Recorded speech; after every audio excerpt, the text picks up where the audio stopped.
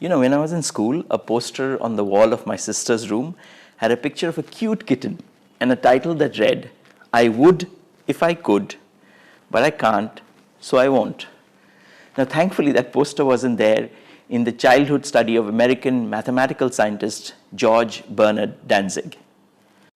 The poster in his room perhaps read, "I didn't know I couldn't, so I did." Hi, welcome back to Stories at Work, a series where I share real stories from across the world that you can use when you're trying to drive home a business point. Our website, www.storyworks.in, already has over 100 stories, and we are adding one every week. Let's start today's story. A version of this story creates the introductory scenes of the Robin Williams and Matt Damon movie Good Will Hunting.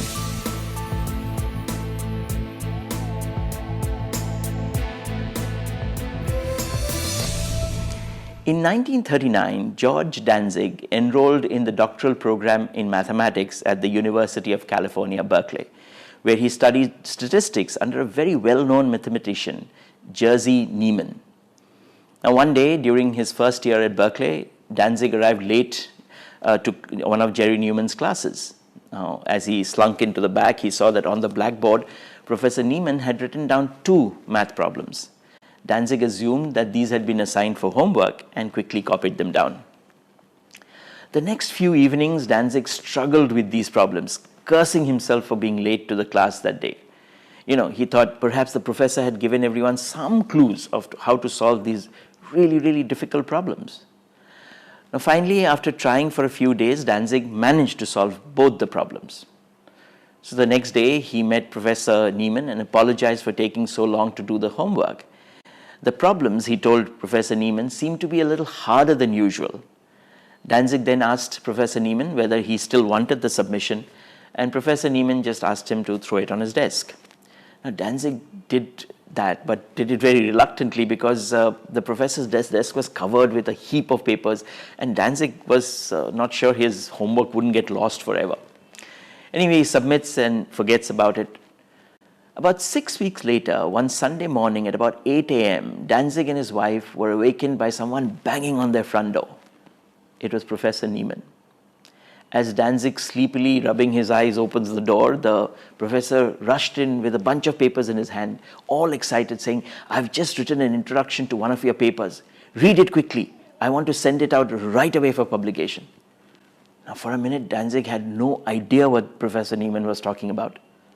Now, when Professor Niemann realized that Danzig wasn't understanding the importance of the solution, he sat him down and explained that the problems on the blackboard that Danzig had solved, thinking that they were homework, were in fact 2 famous unsolved problems in mathematics. In fact, some people even call them unsolvable problems in mathematics. Many great mathematicians had tried and failed to solve these 2 problems. Professor Niemann had written them on the blackboard when describing unsolvable problems in mathematics. The paper was published and was hailed in mathematical circles as a breakthrough.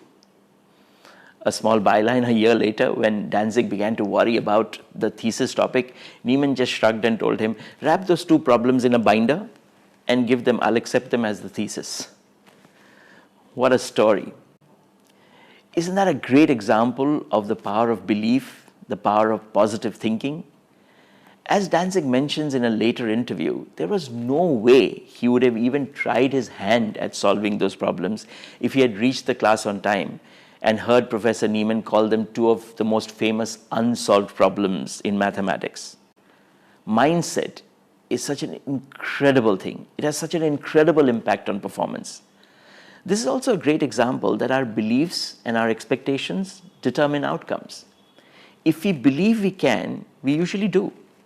And the opposite is also true. If we think we can't, then we will probably fail. Also, there's a beautiful myth about the bumblebee flight that based on known aerodynamics, the bumblebee shouldn't be able to fly. The idea is the bumblebee's wings are too small for the size of his bodies, but apparently the bumblebee flies because no one told them they couldn't. A cute story, but a myth. This George Danzig story is an authentic one and can replace that very myth that if no one told you you can't solve it, You probably can. I hope you liked that story. If you did, you can find many, many more on our website www.storyworks.in. These stories are searchable using the business point you want to make. For example, if you go to our website, go to the Story Bank section, in the search field, if you key in either beliefs, expectation, positive mindset, you will find the story. So when you're looking for a story, go to our website and search for your keyword. And maybe, just maybe, you'll find a story that you could use. The website and our YouTube channel has 2 playlists. The Story Bank playlist, which already has 67 stories, contains stories like this, real incidences that you can share to drive home a business point, or indeed inspire people to take action. The other playlist is called Leaders Speak. That has videos where leaders have shared stories that have created opinions they have. If you're sharing the same opinion with your team or driving home a similar message, you could use that story. Thanks for listening. See you next week.